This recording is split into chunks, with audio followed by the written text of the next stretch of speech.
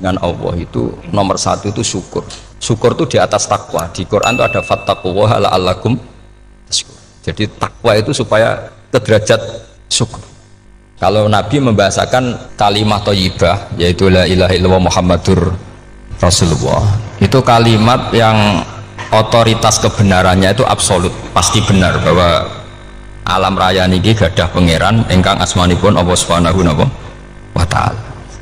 Tapi pengamalan niku, pengamalan la ilaha illallah itu harus ditalkin, diajarkan oleh orang yang spesialis nih, orang yang benar-benar mempunyai maslak.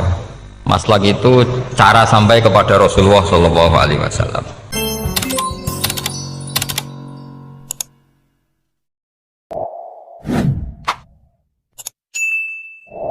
Bismillahirrahmanirrahim. Alhamdulillahirabbil alamin. Wassalatu wassalamu ala asyrafil mursalin sayyidina Muhammadin wa ala alihi washabbihi ajmain. Amma ba'du. Dengan Allah itu nomor satu itu syukur. Syukur itu di atas takwa. Di Quran itu ada fattaqullaha la'allakum tashkurun. Jadi takwa itu supaya ke derajat syukur. Kalau Nabi membahasakan kalimat thayyibah yaitu la ilaha illallah Muhammadur Rasulullah, itu kalimat yang otoritas kebenarannya itu absolut, pasti benar bahwa alam raya niki gadah pangeran ingkang asmanipun Allah Subhanahu wa taala. Tapi pengamalan niku, pengamalan la ilaha illallah itu harus ditalkin, diajarkan oleh orang yang spesialis nih, orang yang benar-benar mempunyai maslak. Maslak itu cara sampai kepada Rasulullah Shallallahu Alaihi Wasallam.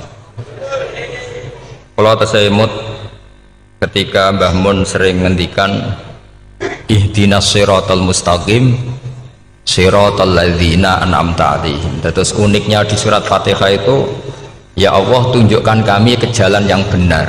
Itu bukan sirotoka jalan jenengan, tapi siratal ladzina an'amta 'alaihim. Saya masih ingat betul ketika Mbah Mun ngendikan Allah itu mboten saged ditiru. Wong Allah mboten dahar, mboten ngombe, mboten tidur. Sing saged ditiru niku nggih padha-padha manusa, sehingga disebut ihdinas siratal mustaqim siratal ladzina. Maka dalam disiplin ilmu sanad itu sampai ada kalimat ekstrim, man ta'allama bila syekhin fasyekhuhu setan. Itu tidak main-main ya. Artinya ketika orang lain menuduh dunia kiai katanya terlalu kayak kerajaan kecil, santri tidak pernah ngeritik, itu keliru. Sebetulnya memang aturan ilmu itu diantaranya untuk ilmu agama itu harus pakai apa? Sanad. Bukti ini apa? Ihdinas siratal mustaqim siratal ladzina an'amta 'alaihim. Jadi untuk mengikuti jalan Allah niku harus mengikuti jalannya orang-orang yang telah engkau beri nikmat.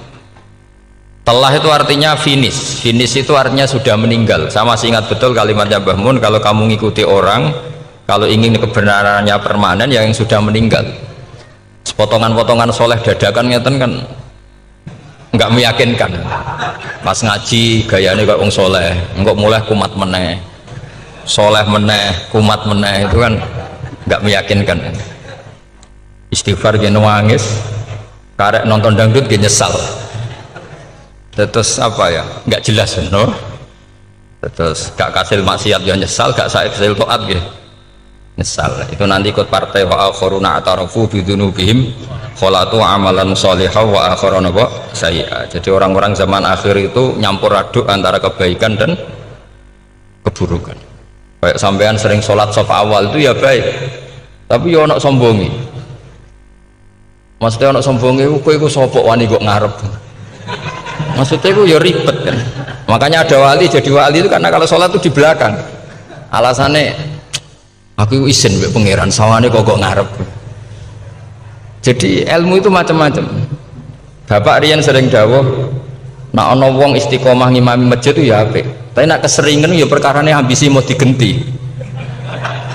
Jadi istiqomah itu nak keterusan itu ya dadi ambisi.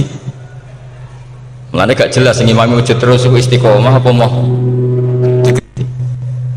Artinya apa? Hidup ini nggak jelas. Justru nggak jelas itu bagus karena ketok menusane, napa?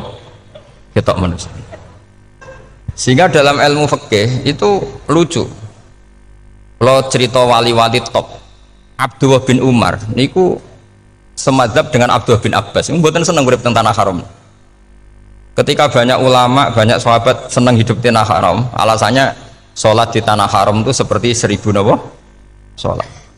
Tapi yang dipikir beliau bukan sholatnya, maksiat di tanah haram juga lipatannya sama. Maka rumahnya Abdullah bin Umar itu pas ning perbatasan. Nak sholat mbek bojone ning tanah haram, nak tukaran metu. Jadi ono area tukaran itu dikondisikan steril. Jadi masyhur itu. Jadi beliau nak lagi mesra mbek bojone wiridan teng tanah haram, nak tukaran metu sik. Baru tukaran. Secara meyakinkan karena sehingga kita di Indonesia sebenarnya punya sisi yang luar biasa karena kita tidak maksiat di tanah haram. Jadi bisa saja kita ini orang keren karena tidak pernah maksiat di tanah haram. Walaupun saya nggak tahu kaji atau umroh tambah keren karena nggak pernah maksiat di. Karena banyak juga orang yang nangis di Masjid Haram jebule ngenes. Kamu naki sing elek bojoku tok. Roh wong Turki wayu, wong Pakistan wayu. Bareng roh bojone elek wireng pesek. Terus nangis, ya Allah, sakmu naki sing elek kok bojoku tok. Nah, berhubung wayah haji dikira itu religius, napa? Akhirnya sing wedok gak terima, sakmono iki ganteng kabeh sing elek kowe tok. Makanya di haji itu pangeran nyindir faman faradha fihinnal hajja fala rafatha wala fusuqa wala jidala fil hajj. Itu pakai fi ku ing dalem. Jadi potensi maksiat kalau kaji itu fi. Justru pas haji itu pas potensi maksiat. Wong tenggene matof niku nggon tawaf niku. Wis masyaallah wong ayu ki pirang-pirang, wong ganteng ki pirang-pirang. Terus mari geger, mergo rebutan ngambung hajar macam-macam.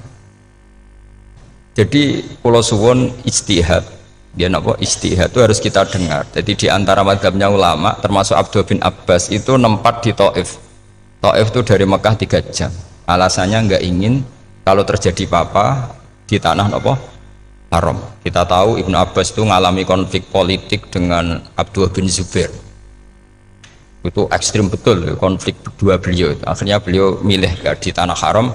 Wis tukaran-tukaran lah nak raning tanah haram. Maksudnya gremeng, bukan tukaran bacaan gremeng lah, gremeng sidik nak raning masjid haram. Artinya jangan kira orang di Indonesia terus ndak hebat, ya hebat, punya sisi nggak maksiat di tanah haram. Ya misalnya sholat kok ngarep nang masjid haram, jebule salate ya Allah sini wong. Wis kok ngarep paling afdol, jebule paling keliru coba. Mulai takbir yo keliru plus seudon. Haji Indonesia nu nak sofa walu niate rada elek. Sudah sih mau coba bismillah tau ora tau tak gua ngarep gitu. Menurut kalau yang kesekian kali ditanya gitu. Jadi niate gua ngarep kepengen ngetes sudah sih mau coba bismillah tau ora. Lha ngapain wae salat atau wae seudon. Bantah-bantahan. Aku krungu dhewe tau gua ngarep pancen ra maca. Sing gak guri ora maca tapi lonton ora caku gak ngarep ya kepengen krungu nyatane ora. Jadi gak ngarep. Terus kedua niatnya itu balapan ngambung hajar aswad. Jadi sholatnya gak ngarep. Sekali salam langsung melayu ngambung hajar aswad.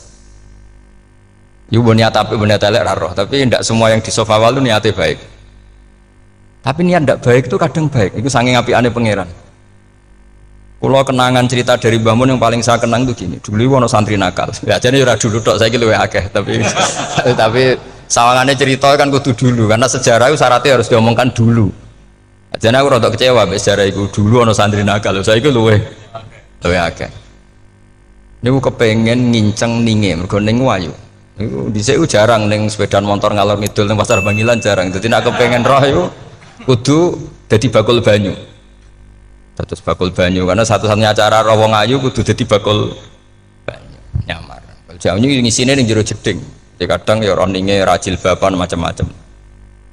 Kiai ini wali tenan, bukan wali debutan, bukan wali senior, namun wali betul. Nah, sama saya jadi wali kan terus rono kuota wali, segelem ragelem jumlahnya supaya tetap ada terus diangkat nonton mawon wali.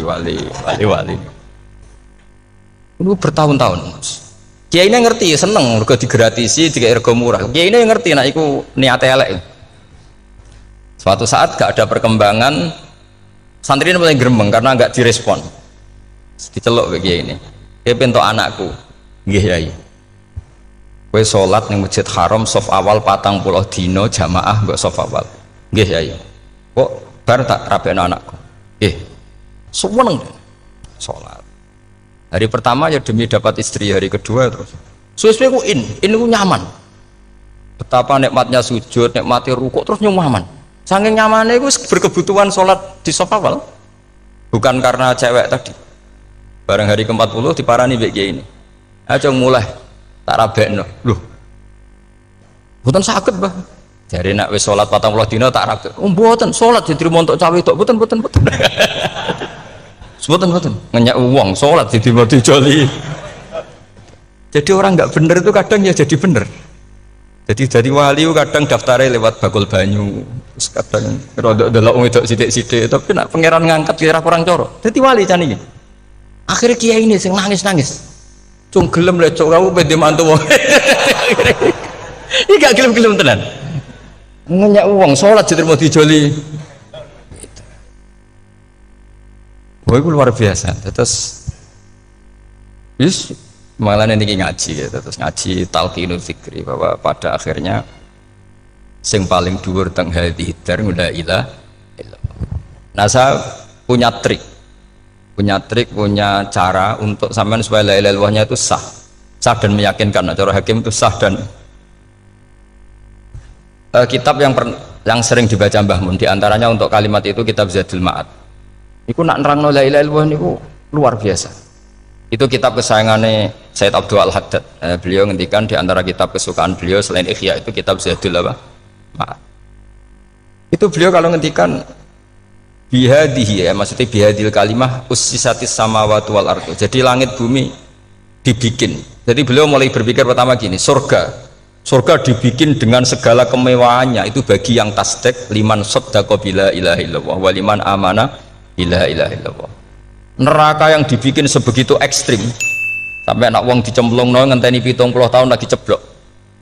Wah, itu serah kebayang carane gawe. Entakno bego kan itu. Jadi barang nak diceblokno ning neraka itu ceblok edok ngisor ngenteni pinten? 70 tahun. Makanya kemungkinan keluar dari neraka itu kecil. Agak untuk syafaat itu kecil. Wong wis kira iso kebayang kan? Itu pun diciptakan untuk yang menolak. Jadi surga dibikinnya lihadil kalimah, neraka dibikin juga lihadil kalimah. Jadi hadil kalimah itu mizan, ini ukuran. Yang nerima masuk surga, yang menolak masuk neraka. Hisab juga gitu, ada hisab itu ya karena kalimat la ilaha illallah. Orang kafir itu nanti tidak dihisab. Nah, cara Ibnul Qayyim, ada saya ngoten. Ulaikal ladzina kafaru bi ayatina rabbihim wa liqaihi fahabitat a'maluhum fala nuqimu lahum yaumal qiyamati wasna. Ya lucu tuh, masuk Fir'aun dihisab. Kan sekarang rokok kan. Jadi hisab itu nanti itu yang nggak jelas-jelas. Makanya sama hati-hati itu potensi dihisab. Jadi yang jelas itu ada hisab. Masuk kanjeng Nabi dihisab kan tidak mungkin. Nabi Ibrahim masuk dihisab. Fir'aun masuk di, karena yang jelas surganya tidak dihisab, yang jelas nerakanya juga nggak dihisab. Tapi nak sing pengajian yo teko, dangdutan yo teko lah ini yang ini yang itu. Ya itu hisab itu. Dulu biskop ya bayar, mlebu masjid ya bayar. Cuma ada biskop 10.000, nak ning masjid 2.000. Itu ya hisab itu nanti. Jadi orang kafir yang karuan kafirnya itu istilah Quran fala nuqimu lahum yaumal qiyamati wasna. Nah, artinya ada hisab juga tolak ukurnya la ilaha illallah. Terus wa bihadil kalimah bu isatir rasul. Karena kalimat ini rasul diutus untuk melatih la ilaha illallah. Jadi kalimat ini luar biasa.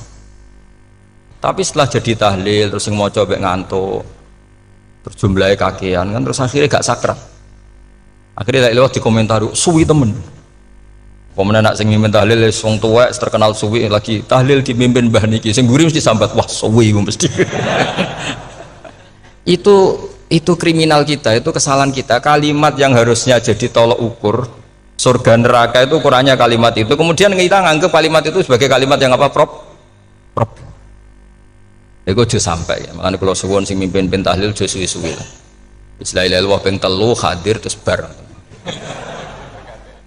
Niku semua ijazatnya hanya 3 kali. Itu kok udah dipirang-pirang niku. Tapi nak la ilaha illallah tolong gak hadir ya tak baleni neh dadi 6. Kok gak hadir? Jebule ping 1000 pun ndak hadir. Ini yang masalah. Sekolah waca ndak ini supaya sampean ngerti kalimat itu menjadi kualitasnya bagus ndak itu karena cara pandang. Itu tadi kalau sampean mikir surga dibikin semewah itu dengan fasilitas bidadari secantik itu, semuanya kelas A, itu ya bagi yang menerima la ilaha illallah. Neraka dibikin se ekstrim itu juga bagi yang nolak. Jadi ini kalimat pembeda, makanya kalimat tuh hakin alaiha nahya wa alaiha namu. Terus wabiha atau alaiha ijazah gini usumnya usum wabiha atau alaiha tren ini gini wa alaiha atau wabiha nu pas wa alaiha enggak yang di sini umumnya alaiha nahya wa alaiha namut wa alaiha atau wabiha wa alaiha atau wabiha. Oh berarti orang jelas prinsipnya, gak jelas. Jadi kalau suwon Mbah Mun sepuh-sepuh niku fi akhiri hayati nu sering maos talqinu zikri, karena memang beliau ingin di akhir hayatnya juga kita semua nanti di akhir hayatnya semuanya min ahli la ilaha illallah Muhammadur Rasul. Dan itu dimulai dari sesuatu yang sangat-sangat ilmiah, yaitu tadi dimulai kenapa surga dibikin untuk sing iman la ilaha illallah, kenapa neraka dibikin untuk yang menolak la ilaha illallah. Kemudian Rasul diutus untuk melatih la ilaha illallah. Nanti ada azab ya karena menolak la ilaha illallah, ada maghfirah karena yang terima la ilaha illallah. Makanya istighfar kalau cara oleh istihad niku istighfar itu setelah la ilaha illallah cara kalau oleh istihad. Di beberapa Indonesia itu thariqah punya istighfar dulu baru la ilaha illallah, tapi banyak ulama yang berpendapat dibalik, la ilaha illallah dulu baru, karena istighfar itu didengar Allah itu setelah tauhidnya benar. Ini cara madzhabnya Abul Hasan apa? Asyadili, yaitu fa'lam annahu la ilaha illallah baru wastaghfir li dzambika ai li hadil kalimah. Karena orang bisa dimaafkan itu berdasar kalimat la ilaha illallah. Misalnya begini ya, orang kafir itu kafir terus sampai 70 tahun, sekali melafatkan la ilaha illallah itu yughfar lahum ma qad salaf. Jadi kullil ladzina kafaru iyantahu yughfar lahum ma qad salaf. Artinya orang kafir itu belum pernah tahlil, belum pernah istighosahan, ya belum pernah istighfar, tapi sekali melafatkan la ilaha illallah secara sah langsung yughfar lahum ma qad salaf. Berarti dulu mana la ilaha illallah sama istighfar untuk kepentingan dimaafkan Allah? La ilaha illallah cara madzhab Abul Hasan Asyadili, karena alasannya wong kafir sing kafir wae tanpa istighfar asal kalimat la ilaha illallah benar langsung yughfar lahum ma qad salaf. Jadi cara pikirannya Abul Hasan Asyadili itu la ilaha illallah yang benar dan kamu baru istighfar, nanti insya Allah pasti dimaafkan bihaqi la ilaha illallah. Jadi fa'lam annahu la ilaha illallah baru wastaghfir li dzambika bihadil kalimah, karena sahnya istighfar setelah kalimat ini sah. Itu orang kafir yang kafir berpuluh-puluh tahun itu langsung diberi bonus sama Allah yughfar lahum ma qad salaf. Nah, ukuran iyan tahu pakai apa coba? Hei para wong kafir, nak kowe mendo sangka kekafiran, ukurannya pakai apa? La ilaha illallah. Sekali la ilaha benar langsung yughfar lahum ma qad salaf. Makanya ketika ya Ja'far Shadiq, Sayyid Ja'far Shadiq, beberapa lama arja ayatin fil Quran adalah qulil ladzina kafaru iyantahu yughfar lahum ma qad salaf. Ketika mangane kan apik sesuk malaikat, ya wong kafir 70 tahun Gusti. Mau celek lu pisan langsung jenengan sepuro, mosok kula imam tahlil mboten jenengan sepuro. Ya, tapi masalahnya nak malaikat, tapi kowe golek wajib lah iku semari perkara iku. Semari masalah kan. Bangsa ora ikhlas iku malah masalah. Nah sing guri malah meneh, tapi kowe mau celek lu ambek gremeng. Mergo kesuwen. Lah nak kesuwen wong gremeng sing dosa sing tahlil apa sing gremeng? Sing tahlil ya melok dosa mergo kesuwen, sing gremeng dosa wong kalimat thayyibah kok digremengi. Nah terusno sing ngundang ya melok dosa pisan, ribet kan? Ya ora ono fikih ngono ya ora ono. Maksudnya kalau cerita daripada rawan dosa ya mendingan la ilaha illallah sing ora gremeng. Carane piye? Sing mimpin ya sing fasih sing cepet. Yen insyaallah. Oh teng desa kula anggere muni tahlil ben Gus bakso nang kabeh, mesti cepet. Jamin mesti cepet. Kalau ya sering ngomong, aku cepet lah lu mati sing suwi. Mergo suwi mari dosa gremeng ya perkara. Nah kiai-kiai kan do sungkan mek kula. Nah teng adat masyarakat kan nggih sampai Gus sampai anak kiai kan sungkan dadi kiai-kiai sing tua-tua akhirnya melok cepet. Dan ini harus diilmoni. Saya ulang lagi ya. Sebetulnya dalam Thariqah Syadziliyah itu la ilaha illallah dulu baru istighfar. Alasannya apa? Sihhatul istighfar itu ba'da sihhati la ilaha illallah. Jadi dia bawa nggih qulil ladzina kafaru iyantahu yughfar lahum ma qad salaf. Saiki intiha anil kufri, berhenti kekafiran dengan kalimat apa? La ilaha illallah. Itu langsung yughfar lahum ma qad salaf. Dan Allah ngendikan fa'alam annahu la ilaha illallah baru wastaghfir lidzam. Ai bihadil kalim. Artinya gini, bisa saja istighfar kita itu tidak didengar Allah karena tauhid kita tidak pernah benar. Mau ngelafat notok tapi tauhidnya tidak benar. Maka terus dibutuhkan latihan-latihan dari ahlul ilmi, misalnya kayak Imam Sanusi, kayak Imam Asy'ari, itu pelatihan-pelatihan la ilaha illallah dengan pemaknaan yang luar biasa. Misalnya begini, ambil saja la ilaha illallah itu dengan makna seperti ini. Tidak ada sesuatu yang maujud kecuali disebabkan oleh yang super maujud. Alam raya ini, langit bumi ini kadung berstatus maujud. Kan nggak mungkin yang maujud diciptakan yang tiada. Nak ngono mau hadhil maujudat khalaqaha wajibul wujud. Lah wajibul wujud ini yang bernama Allah Subhanahu wa ta'ala. Maka kualitas Anda iman tuh lebih tinggi. Selama ini kan enggak. Orang no pangeran kecuali Allah. Terus Allah itu yang siapa? Ya Allah yang siapa itu harus kamu berani mensifati. Allah belum pernah menceritakan dirinya di Quran kecuali beliau dia mensifati zatnya. Saya adalah sing khalaqas samawati wal ardha misalnya. Saya adalah zat yang begini. Karena itu dengan cara itu bisa dikenali. Ya, dengan cara itu bisa dikenali. Makanya Allah itu harus kita kenali, yaitu lewat ma'rifatullah. Ibadah tertinggi adalah ma'rifatullah. Ya caranya ma'rifat tadi dimulai. Gak mungkin alam raya ini kemudian diciptakan oleh al-adam, sesuatu yang tidak ada. Pasti yang namanya maujudat diciptakan yang maujud. Karena maujud ini maujud pencipta harus super. Lah super itu bahasa Arabnya wajibul wujud. Karena pencipta harus awal. Gak mungkin Fir'aun itu Tuhan lahirnya di bumi, berarti dulu buminya ketimbang Fir'aunnya. Tuhan-Tuhan yang lain juga begitu, masa dulu buminya ketimbang Tuhannya. Makanya Allah pasti Tuhan betul karena bersifat awal, bersifat qadim. Nah kalau kamu mulai latihan gitu, iman kamu itu bil bayyinah. Dan syaratnya iman yang benar adalah bil bayyinah. Bayyinah itu jelas welo-welo. Makanya semua nabi memaklumatkan diri, qul inni ala bayyinatim mir rabbi lam yakunil ladzina kafaru min ahlil kitab wal musyrikin munfakina hatta ta'tiyahumul bayyinah. Jadi kamu harus punya otoritatif kebenaran sing sampai welo-welo itu layak balus syak wal irtiyab, sudah agak bisa ragu lagi. Nah saya khawatir kalau kita sudah tidak ngaji seperti ini, la ilaha illallah itu mau rutinitas. Pemenang nak kasiat ribet mana kan? Nak diwaca 1000 kasiat ini, nak diwaca 2000 kasiat, wah itu ngawur lagi. Saya itu kemarin ketemu banyak orang pintar lah di Jogja. Itu saya cerita, mereka tanya saya, Gus kenapa engkau jarang berdoa? Saya bilang saya itu sering berdoa, cuma mungkin Anda tidak tahu kata saya. Doa itu syaratnya harus setelah sihhatil iman, imannya itu benar. Dulu ketika Gerwani itu kampanye komunis itu gitu, anak-anak kecil disuruh memejamkan mata, ayo kamu minta permen sama Tuhan. Ternyata nggak dapat permen, suruh memejamkan mata lagi, coba minta sama bu guru, terus dikasih apa? Permen. Oh berarti yang ada bu guru bukan Tuhan. Artinya apa? Kalau umat Islam ini Islam ini kamu jual dengan doa, kemudian doa dipakai tolok ukur Islam bener apa enggak, habis kamu. Banyak orang ingin jadi Kapolri, jadi gubernur, jadi apa, ngundang orang-orang kondungo. Terus nyangoni akeh gak mandi, mesti dihujat deh.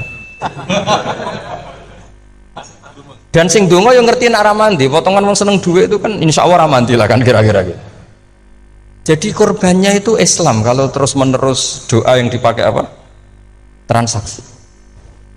Maka doa itu nomor 2 atau 3, nomor 1 itu ya iman tadi, ma'rifatullah itu nomor 1. Bukan doa, karena kalau doa dijadikan nomor 1 takutnya itu dipakai ukuran. Makanya ketika orang kafir minta sama Nabi, minta itu ya bahasa Arabnya doa.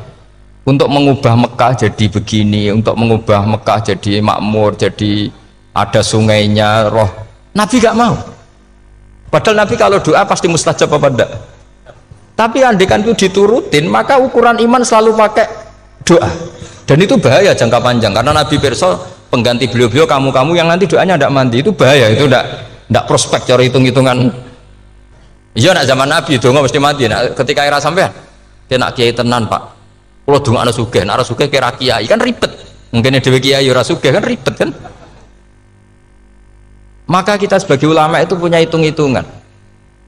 Nah, beda dengan pakai ma'rifatullah.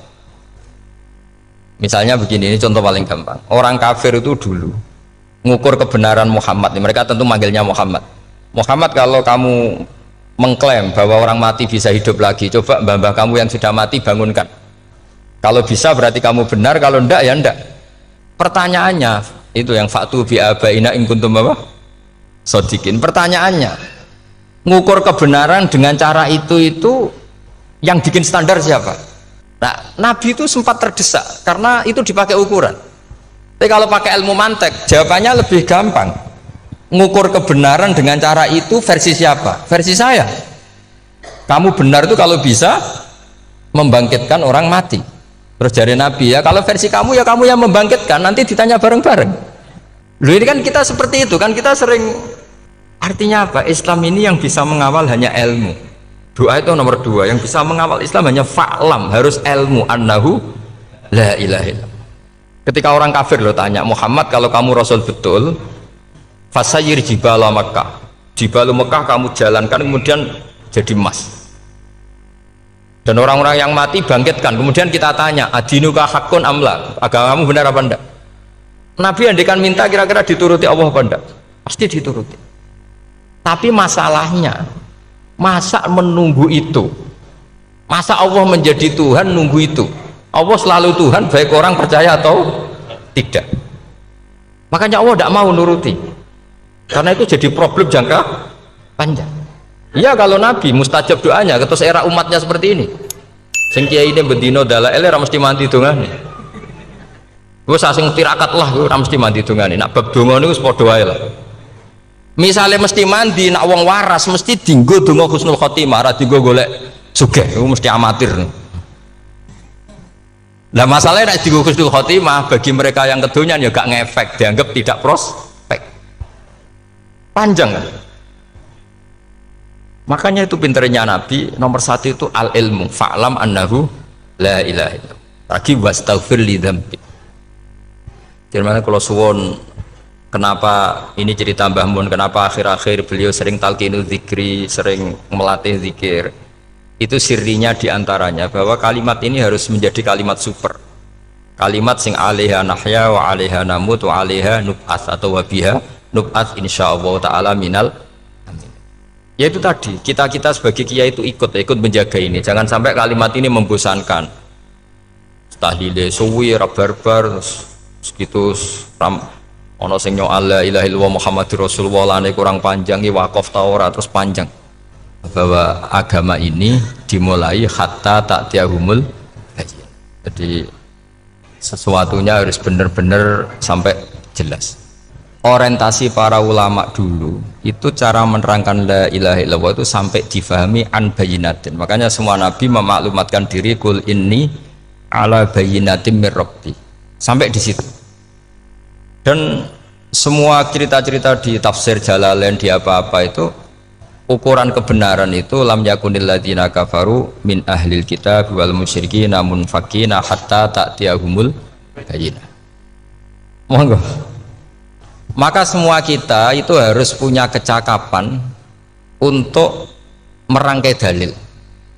Kalau ada pengalaman saking kitab-kitab turos, kitab-kitab dulu.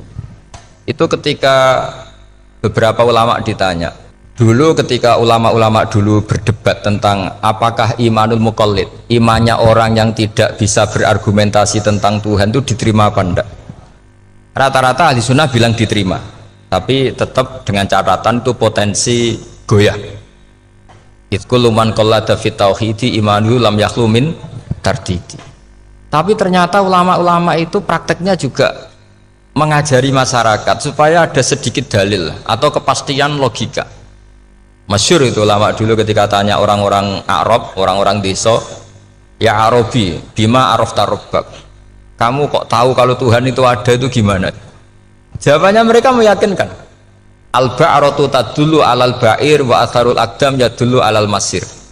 Ono tletonge sapi ya mesti ono sapine. Ono atharul aqdam, artinya ono tipake wong liwat ya mesti ono sing liwat. Sehingga itu sudah dianggap cukup kalau ada makhluk ya ada khalik.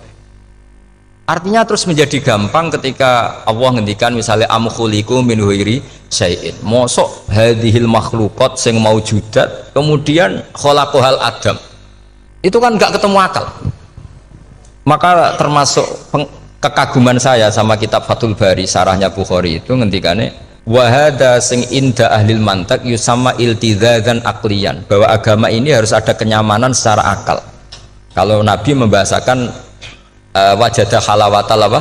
Iman yang manis itu misalnya kita profesor, kita ilmuwan, kita seorang yang top, yang paling cerdas di dunia, kemudian kamu secara agama didogma oleh pimpinan agama kamu, kebetulan pimpinan agama kamu misalnya komunis, terus diberi ajaran misalnya hadhil maujudat khalaqahal adam, yang maujud ini diciptakan ketiadaan.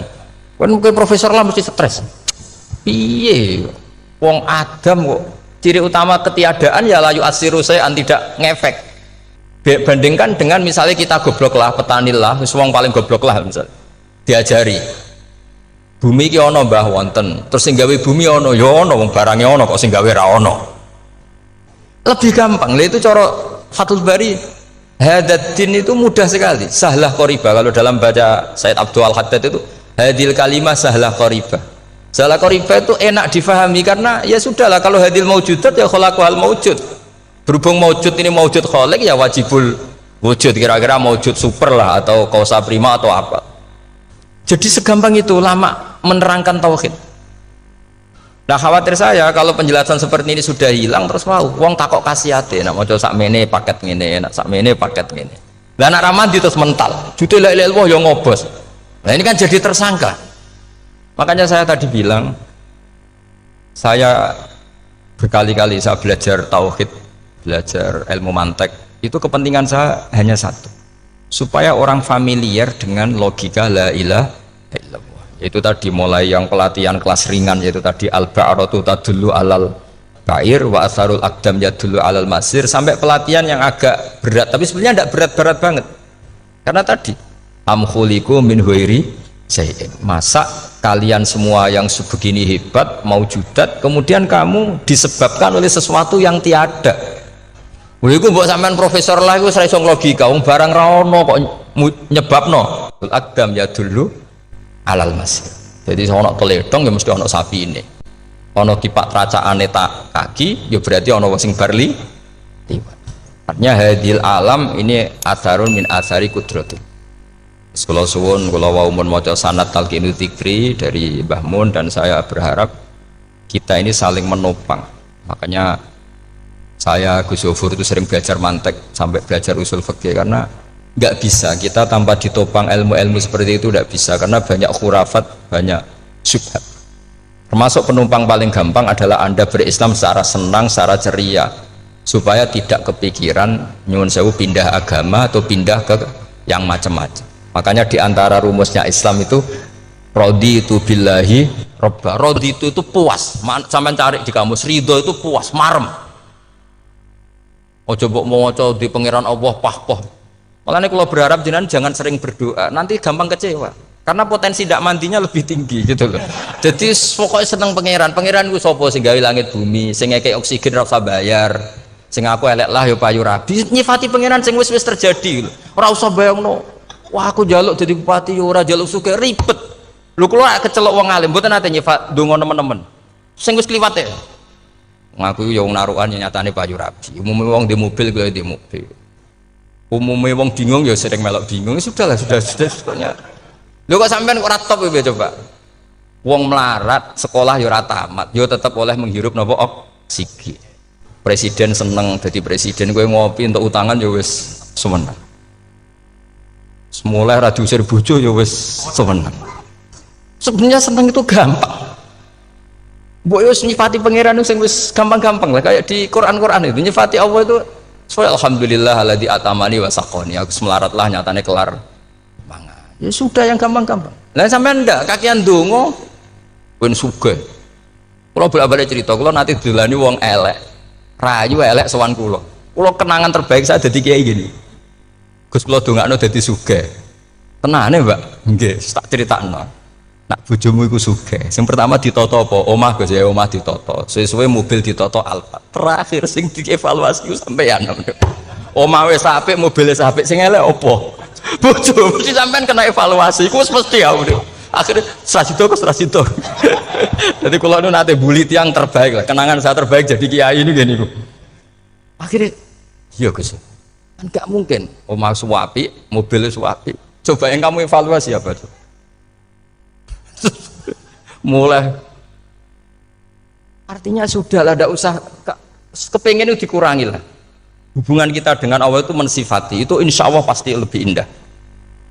Ya misalnya kita Islam ya alhamdulillahilladzi hadana li hadza ma kunna linahtadiya laula. Sudah, tapi sekali sampean mikir, Ustaz Rewangi Islam ya mesti mlebu swarga. Oh, mesti kena was-wase setan tak jamin. Ustaz Rewangi salat ya mesti swarga. Tapi nak sampean alhamdulillahilladzi ja'alana minas sajidin wasyakirin aman. Maka alhamdulillah itu kalimat paling keren. Makanya da'wahum fiha subhanakallahumma wa tahiyyatuhum fiha salam wa akhiru da'wahum alhamdulillahirabbil alamin. Jadi pokoke ngoten. Sore pura usah kakek jaluk. Karena potensi ndak mandi itu tinggi. Sampean ndak kutub, ndak ahdal, ndak abdal, ndak apa saja. Wis donga wis umume wong-wong lah. Dunia hasanah fil akhirati hasanah wa qina adzabannar. Hasanah wa fi artine pokoke hasanah. Pokoke hasanah fil akhirati ya hasanah. Senara iso hasanah ya rabi itu jenenge hasanah pokoke sementing. Karena kula niku pengalaman dadi kiai, suwanger wong kok kakean donga mesti kakean ngeluh. Ya karena potensinya ndak mandi. Jajal sampean ndonga apa jajal? Selama ini kan njuk mapan yo ora tau mapan. Njuk sugih yo prakus, wis diparingi cara pangeran wis maringi jebule sampean ingin lebih. Makanya saya mohon sekali, jadi hubungan dengan Allah itu nomor satu itu syukur. Syukur itu di atas takwa. Di Quran itu ada fattaqullaha la'allakum tashkurun. Jadi takwa itu supaya ke derajat syukur. Karena tadilah cobalah dilatih. Saya pernah ngecek orang yang sekarang dugem menikmati maksiat dengan orang yang takwa mensyukuri tidak maksiat, itu nikmatnya itu masih tinggi nikmatnya orang yang syukur karena berhasil meninggalkan maksiat. Makanya kamu yang syukur bengi-bengi seradi duit ning kamar wudu bariku ngelamun jujuk esok yes alhamdulillah gak maksiat. Kira usah bayangno terus tahajud qiyamul lail iku para habaib para ulama itu kira ramakome lah seperti itu. Terus ramakome tangi turu seradian tempiring itu alhamdulillah sing gampang-gampang ya. Dan itu memang ajarannya Nabi. Jadi Nabi itu kalau bikin ajaran itu orang sing asbaha aminan fi sirbi sesuatu mu'afan fi badani indahu kutu yaumi faka'an nama khizat lahu dunya bi hadafiriha. Jadi Nabi bayangkan mirip man asbaha aminan fi sirbi ngontrak ya ora diusir sing di omah, kumpul mertua ya ora diusir mertua, kumpul bojo ra diusir bojo, aminan fi sirbis, mu'afan fi jasadis, urip nak guyu do banter wis bengak-bengok. Indahu kutu yaumi dina iku iso mangan. Iku fakaan nama khizat lahu dunya bi khadafiri. Anggap ae kowe itu sak donya. Lha wong paling sugih gawe kolam renang paling 100 meter persegi. Kowe ndelok laut renang sak kapoke. Pokoke urip sing gampang itu. Kok senengane repot to? Senengane repot. Pokoknya kalau aku pengen itu jenengan syukur lah. Pokoknya lho gimana niki pokoknya niki kampanye syukur lah. Pokoknya karena tadi coba yang biasa dongo-dongo itu dikurangi lah. Syukurnya dulu yang lho sampean tak arani. Doa yang mandi itu dimulai apa? Asana Allah. Tinggi mana doa dengan syukur? Syukur. Nabi itu kalau berdoa itu nyifati Allah panjang sekali. Alhamdulillah hamdan katsiran terus wa hamdan wa fi ni'amahu wa yukafi mazida ya rabbana lakal hamdu kama yanbaghi li jalali wajhika azimi sultanik la nuhsi sana'an 'alaika anta kama athnai ta'ala nafsik antal muqaddim wa antal muakhir. Wus panjang.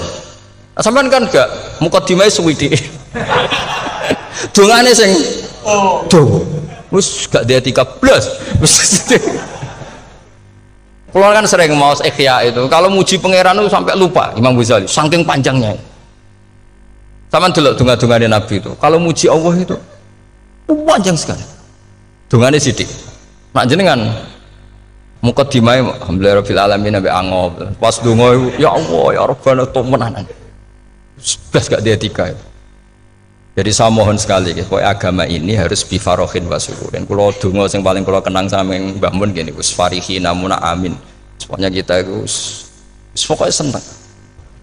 Makanya kalau suwun lah pokoknya beragama terus seneng rodi itu bila roba rodi itu kalau anak maknanya marem lah marem di pangeran Allah itu marem atau Sayyidina Ali lah kafani izzan antakuna li robban wa kafani fakhran an akuna laka abdan pun Gustin tak bangga kula dadi manusa mergo pangerane jenengan. Cara di pangeran Fir'aun kan yo ribet wae wis mati tenggelam dadi ton terus wa kafani fakhran an akuna laka abdan kula nu seneng banget mergo dadi kawulane jenengan. Misalnya jadi kaulane presiden jadi iso coplok, kaulane menteri kadang ketangkep KPK, kaulane musuga kadang bangkrut, ribet kan?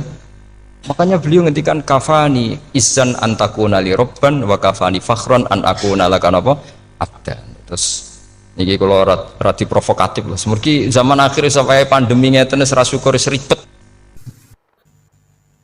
Setelah saya jadi kiai dan penelitian, saya itu berkali-kali didatangi dokter, tentara, juga polisi. Mereka sering bilang gini, Gus saya ini dokter negeri.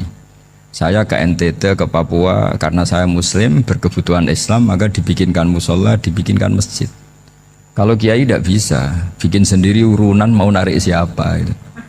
Mau narik tarikan di jalan yang mau nyumbang siapa. Tapi kalau kebutuhan negara karena tugas negara ya difasilitasi negara dan tidak dianggap misionaris karena negara. Begitu juga di beberapa negara yang non muslim kayak di Argentina, di Venezuela itu ada masjid, ada kajian Islam ya karena duta besar dan itu aparat negara. Disinilah kearifan para ulama berkoalisi dengan umarok dengan makna yang positif bahwa agama ini harus ditopang umarok sistem negara. Tentu di situ ada tentara, ada polisi, ada macam-macam. Kita sebagai kiai juga nggak berdaya di depan para bandar narkoba apa-apa kalau nggak ada BNN. Kita mau apa dengan korupsi kalau tidak ada KPK? Sehingga kearifan para guru-guru kita, mulai Mbah Maimun, bapak saya sendiri, NU, Muhammadiyah, semua ormas-ormas Islam itu pasti maulah kerjasama. Karena kita siapa ya? Kalau tidak kerjasama. Dan di antara pesan Rasulullah SAW adalah yaduwahi ma'al jamaah. Jadi apa ya kebersamaan itu sudah berkah. Fa inna yaduwahi ma'al jamaah. Jadi berkah. Lalu kenapa saya kalau ngaji bawa kitab? Ini agak sebetulnya itu lazim. Lazim itu suatu yang harus. Tapi karena kelamaan mubalek itu tidak pakai kitab. Seakan-akan bawa kitab itu yang aneh. Sebenarnya aneh mereka. Karena begini logika simpelnya ya. Umat Nabi ini berhak dapat apa coba? Berhak dapat warisan yang paling luhur, paling hebat, paling jernih. Apa itu Quran dan hadis? Pertanyaannya siapa yang paling punya hak otoritatif untuk menerangkan Quran hadis? Ulama. Ulama yang mana ya? Yang kapabel yang sudah diakui dunia kayak Imam Ghazali, Imam Bukhari, Imam Syafi'i. Artinya kalau kita tidak pakai materi itu ulama mendapat pikiran kita, bukan mendapat pikiran mereka. Saya ulang lagi, kalau kita tidak pakai materi yang otentik, yang orisinil, umat ini mendapat pikiran kita, bukan pikiran mereka. Maka saya berusaha supaya teman-teman atau semua umat Islam dapat pikiran-pikirannya Imam Ghazali, pikiran-pikiran Imam Bukhari, pikiran-pikiran Abul Qasim Al-Junaidi, kejernian-kejernian Abu Yazid Al-Bustami. Kejernihan itu diantaranya adalah misalnya makalah yang menurut saya itu makalah yang super. Jadi untuk ngadepi krisis karena COVID atau karena apalah. Itu lama dulu sederhana sekali. Beliau-beliau punya rumus yang mungkin jarang didengungkan orang, tapi saya akan kampanye rumus ini. Al-istighna, hakikatul istighna, itu adalah al-istighna anis syai' labihi. Jadi pemenuhan kebutuhan yang sebenarnya adalah kita berusaha menghindari sebanyak mungkin kebutuhan yang sekunder, yang enggak penting. Bukan memenuhi semua yang kita inginkan. Jadi misalnya begini ya, kalau kita lapar, itu keinginan kita itu makan enak apa asal makan? Tentu jawabannya asal makan yang sehat. Tapi kalau nuruti nafsu kita, makannya yang enak, teman makan ya enak, terus di warung yang favorit. Ini kan satu kebodohan. Kenapa untuk makan saja butuh definisi sekian banyak? Yang kita harus kecewa, warung favoritnya bisa sudah tutup, atau kita ke sana harus macet, ribet. Yang benar-benar arif dan bijaksana itu adalah al-istighna anisya. Sesuatu yang tidak mendesak itu jangan jadikan kebutuhan. Sehingga kalau kita puasa misalnya, semua makanan itu enak karena kita sangat lapar. Sehingga Abul Qasim Al-Junaidi ketika ditanya, ma'idamu to'am, lauk makanan itu apa? Jawabannya lucu, alju, lapar. Kalau kamu lapar ya semuanya enak. Ini sudah mulai hilang. Kita bilang makan enak itu ya sate, ya gulai, ya pizza yang kita senang. Akhirnya apa? Untuk nikmatnya Allah itu kita jadi ribet. Apalagi yang orang-orang fasik harus ditemani perempuan yang tidak halal misalnya, atau harus ada ajudan, ribet. Nah pertanyaannya, orang yang ribet sama yang nggak ribet itu pinter mana? Pinter yang nggak ribet. Nah ini kearifan-kearifan yang mulai hilang. Lalu siapa yang bisa mewarisi itu? Ya ulama. Jadi ulama itu cara berpikir sebenarnya simple. Makanya mereka sering kalau tahajud itu, di antara makalah Sayyidina Ali paling terkenal dan yang menjadikan beliau punya derajat yang luar biasa itu adalah kafani izzan antakuna li robban wa kafani fakhron an akuna laka abdan. Ya Allah, saya ini sudah begitu mulia, begitu terhormat dan sangat-sangat terhormat karena yang menjadi Tuhan itu Engkau. Jadi rumus pertama itu karena menjadi Tuhan itu Engkau. Hanya Tuhan yang abadi, Tuhan yang pertama, artinya Tuhan yang al-awwal. Coba ya Allah, kalau saya ini punya Tuhan Fir'aun, punya Tuhan mati jadi tontonan lagi, itu kerennya di mana coba? Andaikan kita punya Tuhan Fir'aun, atau punya Tuhan yang asal-usulnya manusia, apapun hebatnya manusia itu, kita punya Tuhan manusia itu. Tuhan yang lapar, yang kalau nggak makan mungkin pingsan, mungkin bisa kena COVID, nanti Tuhannya diisolasi. Kayak apa? Makanya ketika Tuhan Allah menyindir ketuhanan selain Allah itu, Allah hanya menyindir dengan kalimat sederhana, kana yakulani to'am, yang kamu tuhankan itu masih makan. Artinya kalau nggak makan ya lemes. Jadi lama-lama ada orang gini, alhamdulillah tadi Tuhan mampir ke saya, kelihatannya lapar, setelah tak kasih makan sehat lagi. Susah nggak punya Tuhan yang seperti itu. Beda dengan Tuhan kita. Tuhan yang nggak butuh makan, nggak butuh minum, al-qayyum, zat yang berdiri sendiri tanpa butuh yang lain, al-awwal. Sebelum ada langit bumi sudah ada Tuhan kita yaitu Allah. Bandingkan dengan Tuhan-Tuhan yang dipertuhan yang lain, yang adanya setelah bumi, misalnya Fir'aun dan sebagainya. Sehingga Sayyidina Ali pertama jadi kebanggaan apa? Kafani izzan antakuna li robban. Saya ini keren betul karena punya Tuhan yaitu Engkau. Tuhan yang lahul asma'ul husna, Tuhan yang semuanya punya kebaikan, punya keabadian, punya keagungan. Terus wa kafani fakhron an akuna laka abdan, dan saya bangga sekali karena saya menjadi hambamu. Kalau saya jadi hambanya Pak Rektor ribet kan? Sudah tak hormati ternyata nanti tidak rektor. Ya kan ribet kan? Terus pokoknya ribet. Jadi budaknya manusia itu ribet. Makanya ada seorang wali datang ke temannya yang jadi presiden atau jadi raja. Datang ke situ karena tidak punya uang, mau minta uang karena temannya raja. Setelah sampai sana ternyata temannya ini karena orang soleh pas berdoa, ya Allah saya minta ini, minta ini, minta ini. Terus si wali tadi pulang. Tanya, kenapa kamu pulang? Ternyata dia sama, masih minta-minta kayak saya. Jadi sederhana dia. Sama-sama minta kamu, minta zat yang kamu mintain katanya. Jadi dulu itu orang itu sebegitu dekat dengan Allah. Sehingga si raja ini terus ketemu wali tadi tanya, kenapa kamu menyepelekan saya padahal sekarang saya raja? Terus ditanya sama wali tadi, karena temannya, kalau kamu di padang pasir tidak bisa minum dan harus minum 1 gelas, dengan ongkos kamu harus mengasihkan semua kerajaan kamu demi minuman itu. Pilih mana, minuman apa tetap jadi raja? Ya saya milih bisa minum. Saya tidak raja tetap hidup, tapi kalau nggak minum mati. Bagaimana Anda bangga dengan satu kerajaan sing la yusawi kak samain, yang tidak sama dengan segelas air. Jadi artinya terus mereka melihat jadi raja itu ya biasa, jadi presiden biasa, jadi rektor biasa, karena mereka biasa berlogika hakikatul izzah itu ya taqarrub ila Allah, yang benar-benar terhormat itu ya dekat dengan Allah. Begitu seterusnya mereka bikin paradok-paradok yang aneh, tapi itu menjadi pelajaran. Bapak saya Ki Nur Salim itu senang baca anekdot Nasiruddin Koja. Itu kalau bikin orang-orang aneh, itu dia datang ke satu pesta, pakai baju lusuh, pakai sarung lusuh atau celana lusuh, sama Sohibul Bait yang punya acara dibiarin. Setelah dibiarin dia pulang pakai jas, pakai dasi, pokoknya keren. Dihormatin, pakai alpat, pokoknya dihormatin. Silahkan. Pas dia disuruh minum, minumannya itu disokkan saja ke sakunya. Jas, kamu harus minum yang banyak, karena kamu yang dihormati, bukan saya. Terus makanannya semuanya diletakkan di saku, ada yang apa, ayo kamu makan yang banyak. Alpatnya juga gitu, dikasih sate apa, ayo kamu makan yang banyak. Mereka tidak melihat saya, melihat kamu. Akhirnya orang satu pesta itu istighfar semua, berarti kita ini salah. Terus dia pidato, kenapa kamu uang gitu? Tadi saya datang, orangnya sama. Gara-gara beda pakaian, penghormatannya beda. Berarti yang berhak dapat makanan ini jasa ya, bukan saya. Betapa naifnya kita sebagai orang. Ternyata kita masih hormat sesuatu yang seperti itu, yang atribut lah.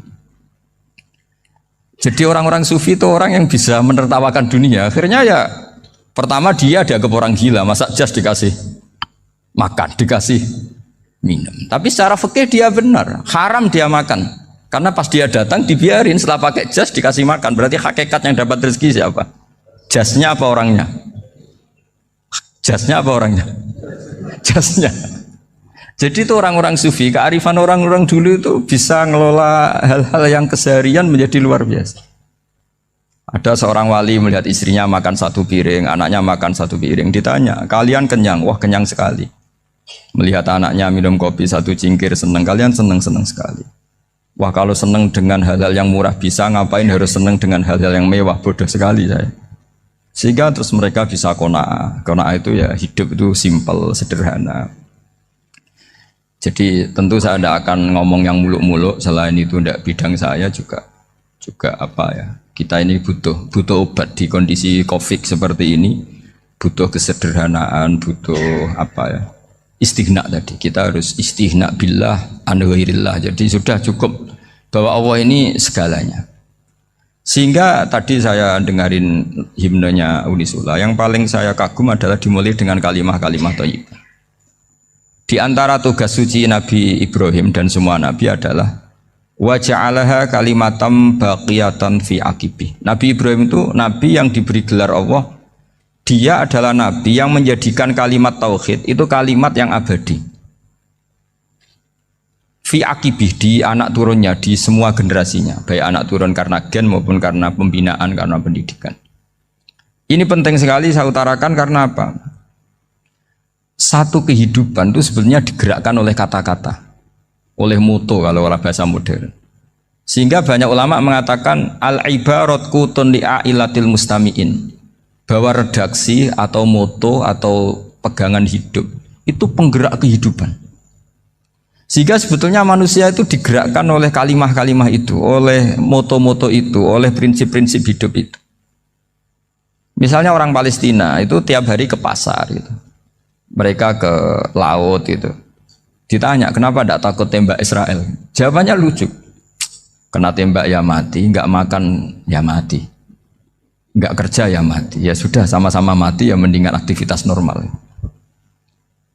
Tapi saya tidak menyarankan itu untuk melawan Covid. Ini cerita saja nanti.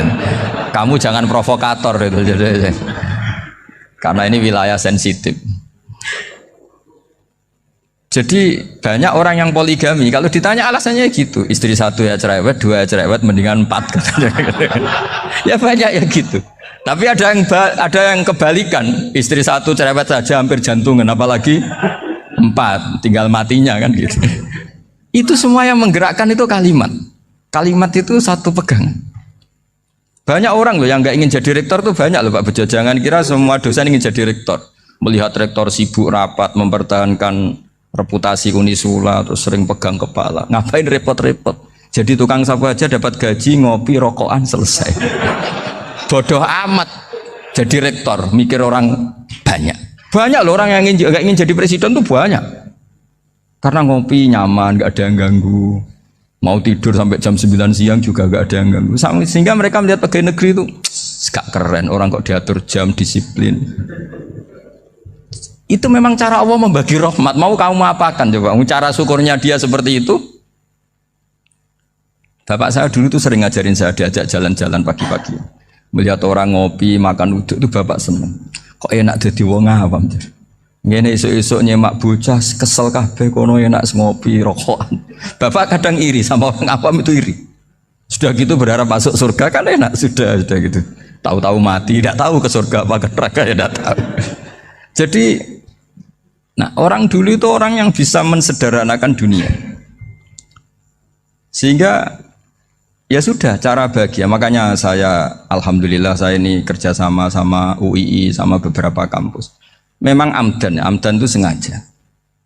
Kampus itu ya punya sistem yang nggak bisa mewakili sistem kiai. Kiai juga punya sistem yang nggak terwakili oleh kampus juga sebaliknya saling melengkapi. Saya sering ketemu rektor UI, rektor kampus-kampus Islam. Mereka cerita, Gus pendidikan pondok harusnya dimodernkan gini-gini. Saya bilang, kalau pondok modern kayak kampus itu nanti saya ketemu Allah nggak bisa jawab. Kenapa Gus? Saya beri contoh gini. Kalau misalnya perempuan perawan lah atau apa saja namanya perempuan mau tanya tentang menstruasi atau haid, kalau semuanya sistem kampus dia harus kuliah dulu, registrasi dulu, kuliah dulu, bayar dulu, dan dapat jawabannya nunggu mata kuliah pas itu. Bandingkan kalau sistem pondok, saya tuh sering ke pasar sama anak saya dicegat sama ibu-ibu. Gus, anak saya ngalami gini-gini, keluar darah terus menerus, nggak 6 hari tapi 1 bulan penuh. Itu hukumnya apa Gus ya? Nanti saya mau sowan ke jenengan. Nggak usah sowan di sini aja. Ya sudah, sebelum mengeluarkan darah yang rutin seperti itu biasanya haidnya berapa hari? 6 hari ya sudah ikut yang 6 hari, yang lainnya istighatsah. Ngoten tok Gus, ya udah ya.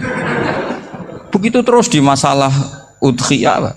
Ya coba kalau semuanya pakai sistem kampus, daftar dulu, bayar dulu. Jadi ini nggak ada jawabannya, nunggu mata kuliah itu baru dapat jawaban. Itu biasa nggak sholat bertahun-tahun karena belum ada jawaban tentang itu. Nah itu kalau misalnya orang mati, tahunya cara apa memulasara jenazah itu nunggu kuliah dulu, pas mata pelajaran itu dulu, baru menangani orang mati. Berarti orang mati itu tergeledak semua. Tapi kalau kiai kan enggak. Kesini orang mati terbakar, kalau dimandiin malah badannya copot-copot, itu gimana hukumnya? Ini ada orang mati Gus Kendat, ini disolati apa enggak? Ada orang mati apa itu oplosan ya, itu disolati enggak? So sering ditanya gitu. Gak usah registrasi Pak Rektor, gak usah registrasi, gak usah daftar, gak usah seminar. Makanya kalau orang kampus wani kiai itu ya kualat tenan gitu, karena ini yang on time. Tapi pondok seperti saya ya ikrar seikrar-ikrarnya pentingnya kampus karena melatih efisiensi waktu, disiplin, tata kelola manajemen sehingga kita ya hormat. Tapi tadi kita harus saling melengkapi sehingga saya tunjukkan ke publik bahwa saya hormat sekali sama polisi, sama tentara. Coba kita bisa apa ngadepi bandar narkoba kalau enggak polisi? Bisa apa coba menjaga NKRI kalau enggak tentara? Begitu juga ya sudahlah kita memang fa inna yadallahi ma'al jamaah, kita berkah itu kalau bersama-sama, tidak bisa kita sendiri. Nah lalu orang kayak saya itu ya beberapa kali sebetulnya saya itu ditawanin jadi doktor honoris causa apa. Kekhawatiran saya satu Pak Bejo, takut pas nggak punya uang itu dokter gak di duit kan gak pantas gitu. Jadi repot gitu, daripada beban lah sudah lah nggak usah dokter. Jadi kalau nggak punya uang ya pantas, terus kalau ngebis ya pantas. Suatu saat kalau mati nggak ada yang hadir ya pantas, nggak dokter gitu. Kalau sudah dokter kok masuk neraka, kayaknya apalagi rektor kampus Islam kok masuk neraka itu kan kok kayak nggak pas itu. Misalnya rektor Unisula ditanya mungkin nakir, nggak bisa kan kayak gimana gitu. Makanya harus sering ngaji saya supaya nggak malu di depan Munkar Nakir. Masa rektor ditanya Munkar Nakir enggak bisa. Harus berani bentak. Ini saya rektor loh Pak Munkar Nakir. Masa kalau wali-wali dulu berani. Masyhur di cerita wali-wali ditanya marabbuka manabuka. Saya ini guru tauhid. Kok kamu tanya marabbuka manabuka yang ngelotok. Kok kamu tidak pernah ngaji enak aja tanya. Jadi wali-wali itu ya rileks ngadepi mungkin. Saya akan rileks wali di Bang Pak Rektor. Saya yakin itu. Karena wali itu lebih dekat Allah. Sehingga orang dulu itu saya ulang lagi ya, ada satu kearifan namanya hidup itu apa? Hidup itu adalah cari sebanyak mungkin supaya hidup itu tidak tergantung pada banyak hal. Sehingga misalnya cara berpikir orang-orang modern itu sebenarnya banyak orang-orang ilmuwannya nggak ngagumi Amerika. Bukan karena angkuh ndak. Untuk mempertahankan kebesaran negara sebesar itu, kebutuhan listriknya besar, kebutuhan tentaranya besar, kebutuhan apa? Sementara negara kayak Venezuela atau Swiss kebutuhannya ada banyak. Pertanyaannya, yang tergantung dengan banyak hal sama yang tidak tergantung banyak hal, itu pinter mana? Kalau dibalik pertanyaannya gitu, negara-negara maju itu tidak keren kalau dibalik pertanyaannya. Orang yang untuk mempertahankan eksistensinya banyak, butuh banyak hal, dengan yang tidak butuh banyak hal, itu pinter mana? Orang yang bahagianya nunggu jadi dokter, nunggu jadi kiai besar, kiai viral, dengan orang yang bahagia cukup dengan ngopi, itu pinter mana? Tapi kalau dibalik pertanyaannya, orang yang tahunya nikmat hanya kopi, dengan nikmat yang banyak, pinter mana? Makanya Mbah Mun tuh kalau guyon itu lucu. Aku iku sakake ambek wong desa sing mlebu swarga. Saya dulu eskal mlebu swarga kok disakeni. Akhirnya beliau memberi penjelasan. Wong desa iku roe pakanan enak, iku mau kopi mbek uduk. Lah swarga iku mau nuruti sing dikarepno. Akhirnya semua mangan wis ngopi, nguduk, ngopi ora roh pakanan liyane iku ora roh. Nasi mandi yo ora roh, pizza yo ora roh apa-apa. Terus saya bilang, wah lah niku nak nganti selera tentang wanita cantik. Iku juga sederhana. Rodok pesek ya wis cantik, rodok ireng ya wis. Apa bidadarinya seperti itu karena saking enggak pengalamannya. Jadi surga itu kan nuruti apa yang diinginkan. Kira-kira keinginan orang kampung kalau di surga itu apa coba? Makanan apa coba? Ya nak senengnya ketemel gemblong itu. Artinya malaikat lebih suka nangani surganya orang-orang kampung di Bang Pak Rektor. Ini sudah ribet ini. Makanan apa saja sudah dicoba ya. Terus kalau di mall tahu orang macam-macam, seleranya macam-macam pasti. Enak mana kalau sampean jadi malaikat pelayan surga? Suka ngelayani orang kampung apa yang orang kota? Orang kampung kan. Jadi ya itu guyon ya, guyon tapi itu menjadi pikiran kita bahwa orang yang banyak kebutuhan itu sebetulnya banyak kebodohannya karena menggantungkan kebahagiaannya dengan banyak hal. Makanya Imam Syafi'i ngendikan istighna itu apa? Al istighna anisya'i. Yang dikatakan kecukupan adalah berusaha sebanyak mungkin banyak hal tidak kamu butuhkan. Bukan memenuhi semua kebutuhan kamu karena nafsu kamu ini tidak ada batasnya gitu. Kalau kamu penuhin nggak akan selesai. Itu ada perempuan yang kurang cantik itu minta doa saya, Gus doain suami saya kaya, terus tak guyonin, terus nggak minta. Kalau suami kamu kaya, yang pertama dirubah itu apa? Rumah Gus, supaya rumah saya bagus. Kedua apa? Mobil, supaya mobil saya bagus. Nanti yang dievaluasi itu kamu. Mobil bagus, Alphard, rumah mewah, istrinya kamu pasti itu dievaluasi. Langsung nggak usah sudah gini aja kan. Jadi pertama yang dievaluasi itu kaya itu coba kalau suami kaya itu yang dievaluasi pertama rumah ya, rumah ganti. Setelah itu apa? Mobil. Kira-kira berikutnya akhirnya harus bagus nggak jadi. Nabi Ibrahim itu pernah minta umur panjang. Keren umur panjang. Sama Allah nggak dijawab. Datang orang tua gitu mertamu ke Nabi Ibrahim. Terus disuguhi dikasih kurma. Apa itu? Kok kurma apa? Anggur yang sudah matang sekali. Sudah dimakan. Setelah dimakan meler keluar lagi. Dimakan lagi meler lagi. Terus Nabi Ibrahim masuk lagi ke kamar. Ya Allah doanya tak cancel. Nanti kalau saya tua kayak itu. Jadi Allah itu nggak jawab langsung tapi ngirimkan itu. Akhirnya ya Allah nggak jadi. Nanti takut itu. Saya pernah ngalami jadi kiai tadi, ada ibu-ibu ya kurang ya nggak pati cantik lah. Suaminya tuh miskin sekali. Minta doa saya supaya kaya. Bareng tak kasih pertimbangan itu udah nggak usah nggak jadi. Jadi itu kearifan. Tapi kearifan ini harus kita tanamkan. Saya nggak bisa membayangkan Indonesia yang besar ini, andai kan tidak ada qanaah, nerimo ing pantum. Coba sekarang ada Covid. Andai kan Indonesia tuh kayak Perancis. Saya beberapa kali punya tamu orang yang hidup lama di Perancis, bahkan dapat istri orang Perancis. Itu dulu nggak begitu mencintai Indonesia. Tapi setelah di Perancis 2 tahun, wah Indonesia hebat. Di Perancis tuh kata dia kalau cerita, semua kebutuhan masyarakat itu dibebankan ke negara. Apa saja minta negara, apa saja nyoal negara. Sementara Indonesia, coba kalau Indonesia mengalami seperti ini kok tidak ada qanaah rimo ing pantum, bisa kios Indonesia. Orang miskin nyalahkan negara, kelaparan nyalahkan negara, apa saja. Tapi barokahnya dididik kiai, jogeman nyalahno wong liya. Urip pun romo ing pandum, diame. Sampai gak ngerti kalau Covid. Banyak tuh orang-orang kampung itu, orang lugu-lugu itu. Mbah niki saking Covid, salam ning Covid, muga-muga umure panjang. Dikira Covid itu nama orang yang ahli sosial itu. Mbah niki dana saking Covid. Matur nuwun sampekno salamku, muga-muga umur panjang. Bingung kan yang nganterin ini. Ini gimana yang mau menjelaskan? Memang nggak paham. Ribet kan.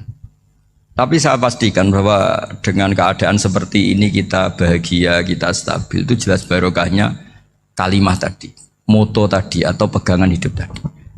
Makanya disebut al-ibarat qutun li'ailatil mustami'in, bahwa redaksi atau kata-kata atau pegangan atau filosofi hidup, apalah namanya itu adalah penyemangat. Penyemangat. Karena kata-kata ini memang luar biasa. Ketika sahabat perang demi kebenaran, zaman itu ya pasti benar karena yang dibela Nabi. Dulu itu kan enak zaman Nabi, yang dibela mesti benarnya, musuhnya mesti salahnya. Sehingga dulu itu memang harus tegas. Kalau sekarang mau tegas gimana? Yang kamu bela tidak mesti benar, musuhnya tidak mesti salah. Ribet kan kalau misalnya saya tukaran sama Pak Rektor, kamu mau bela mana kan bingung. Saya tidak mesti benar, saya tidak Nabi. Pak Rektor apalagi nggak mesti benar lagi kan? Ribet kan? Jadi kalau kita mau perang sekarang itu mau pede gimana? Enggak. Makanya banyak ulama sekarang tuh mau tegas tuh nggak berani karena ya banyak hal yang abu-abu lah wilayahnya. Misalnya pilihan presiden, atau pilihan bupati, pilihan menteri. Kamu mati-matian bela itu, yang kamu bela tidak mesti benar, musuh kamu tidak mesti salah.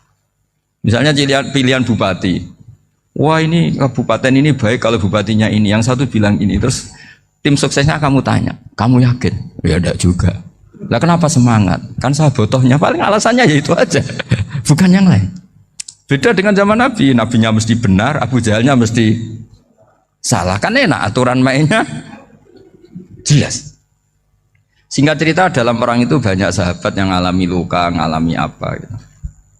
Kemudian curhat ke Nabi, ya Nabi gara-gara derekkan jenengan, ngikuti jenengan saya harus ngalami seperti ini. Ngiranya orang itu diapresiasi sama Allah keluarnya itu. Ternyata sama Allah gak diapresiasi. Malah diturunkan ayat intakunu ta'lamuna fa innahum ya'lamuna kama ta'lamun wa tarjuna minallah malah yarjun. Kalau kamu sakit karena perang, orang-orang kafir itu ya sakit. Itu saja berani padahal demi kekafiran. Wa tarjuna minallah malah yarjun. Padahal kamu punya nilai lebih yaitu berharap kepada Allah yang mereka tidak punya. Saya jadi kiai itu ya kadang mangkel. Karena yang benci ya benci, yang seneng itu ngel-ngel loh kayak Pak Bejo. Jadi semuanya ribet. Nah iya, yang benci ya ganggu, yang seneng ya ganggu, tambah nemen. Seribet. Tapi kalau sudah ingat bandar narkoba, mereka berhadapan dengan polisi, kadang ditembak karena kesalahannya terlalu fatal. Antar persaingan mereka juga bisa tembak-tembakan karena merebut pasar narkoba. Itu saja mereka berani. Kok kita yang jadi kiai kadang dicium tangannya, dihormati gak berani, hanya takut apa ya, musibah-musibah kecil lah, atau problem-problem kecil. Lah iya, kalau kita bandingannya gitu. Kalau kamu mau tahajud kedinginan, itu masih nanti dihisab Allah itu gitu. Maling ayam itu keluar malam-malam, hanya dapat ayam. Itu gak takut dingin. Ya gak takut digebuki masa. Kamu mau tahajud saja takut dingin. Makanya nanti hisabnya orang soleh itu nanti dijajarkan orang dolim. Terus diperbandingkan. Wah itu habis kamu kalau itu. Jadi misalnya Unisula mau rapat, tapi ini malam, kalau malam dingin nanti sama masuk angin. Wah anak-anak pang di perapatan aja berani kamu. Kalau sudah perbandingannya gitu tuh ribet kita nanti. Makanya itu kalimat itu moto atau filosofi hidup. Sehingga diulang lagi nasihat itu. Iyam saskum korhun fakodu masal koma korhum mislu. Kalau kamu kena luka, orang-orang yang nggak benar juga akan kena luka. Itu aja berani demi ketidakbenaran. Masa kamu demi kebenaran nggak berani? Akhirnya orang itu, ya itu kalimat, itu heroik. Makanya kita ini penting ya. Makanya tadi himne Unisula dimulai kalimat thayyibah. Karena kalimat ini yang menjaga kita kalimat ini. Misalnya tentang Tuhan. Kenapa orang Islam imannya kokoh seperti ini, termasuk yang sudah hidup di Amerika, di Australia, di mana-mana. Itu ya barokahnya ajaran atau barokahnya kalimah. Saya sebut kalimah saya pakai bahasa santri. Karena la ilaha illallah itu dalam tradisi santri disebut kalimatu haqqin alaiha nahya wa alaiha namut wa alaiha nub'ats. Ada yang riwayat wa biha nub'ats insyaallah taala minal aminin. Kenapa mereka di mana-mana meskipun sekolah di Amerika, di Australia, bahkan di Uni Soviet tetap mukmin? Itu barokahnya ajaran yang benar. Allah itu siapa? Tuhan. Tuhan itu sifat dasarnya apa? Awal. Dia harus wujud awal sebelum makhluk yang lain. Sehingga ketika ada negara yang maju, yang tertib, manajemennya tertib, masyarakatnya makmur, tapi punya Tuhan yang tidak seperti itu, tidak awal, itu sudah gak nyaman. Karena ndaklah keren Tuhan saya, karena Tuhan saya itu al-awwal, zat yang pertama. Tuhan saya keren lah, zat yang nggak mati. Tuhan yang nggak mati, yang nggak pernah mengalami kematian. Sehingga tontonan atau yang dilihat kenikmatan-kenikmatan yang lain ini tidak mengubah dia pendirian tentang Tuhan. Karena mantapnya satu kalimat tadi bahwa Tuhan itu ya harus satu, harus awal, harus tidak mati, tidak rusak, tidak mengalami apa-apa yang membahayakan. Sehingga ketika ditawarin Tuhan yang lain meskipun menjanjikan secara finansial atau kemakmuran, mereka gak tertarik. Itu coba, itu barokahnya makmur apa barokahnya ajaran? Barokahnya ajaran. Sering negara Islam itu kalah makmur dengan mereka, tapi barokahnya ajaran ini tetap apa?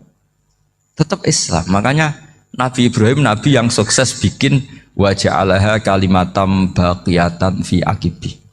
Sehingga kita ini bekti sama orang tua misalnya, itu ya karena ajaran. Suwargamu itu karek wong tuamu. Nak wong tuamu ridho, Allah ridho. Nak ora ridho, Allah ora ridho. Ridho wa fi ridhol walidain wa sakhatu wa sukhtu wa fi sakhatil.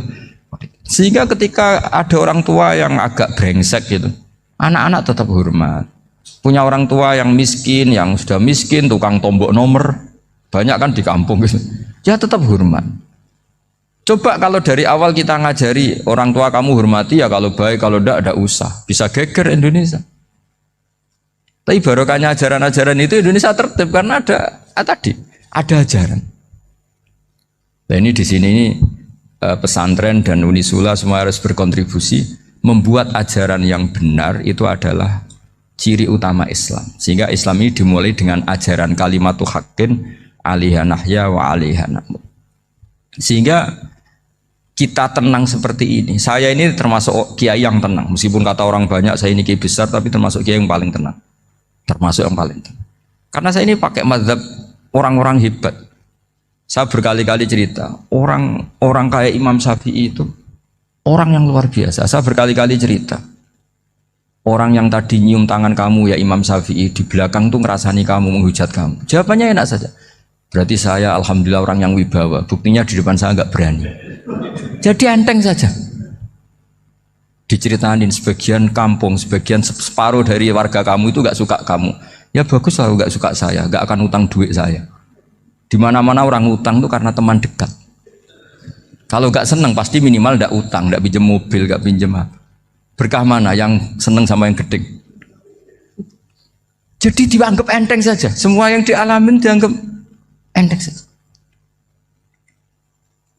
Misalnya punya istri pemarah, ya baguslah marahin suami. Kalau marahin tonggo malah ribet. Jadi kamu harus terima kasih kalau dimarahin istri. Baguslah marahin saya mah, kalau marahin tonggo ribet. Jadi enteng saja. Tapi kita sekarang tuh karena nafsu ya, sehingga menghadapi hidup ini ribet. Ulama dulu kalau mau mati itu senengnya bukan main. Sudah lama saya ini ingin gak maksiat. Kayaknya gak maksiat paling efektif itu mati. Ya tidak apa-apa Gusti, kalau sebaiknya mati ya mati aja. Enteng saja. Jadi melihat kematian itu akhir dari segala keburukan atau potensi keburukan. Apapun baik kita sekarang, suatu saat mungkin kita gak baik. Yang bisa menghentikan ketidakbaikan atau potensi ketidakbaikan itu apa coba? Mati kan? Berarti mati itu mengerikan apa menyenangkan? Mesti kamu tidak berani menjawab. Meskipun secara ilmu kamu berani, tapi secara rasa agak berani kan? Saya ulang lagi ya, yang bisa menghentikan keburukan atau potensi keburukan itu apa coba? Apa? Kematian. Berarti kematian itu menyenangkan atau menyusahkan? Apapun kamu tidak berani jawab karena kamu agak-agak duniawi itu kelihatannya. Tapi secara ilmu, kamu tahu kan kalau mati itu tidak buruk-buruk banget.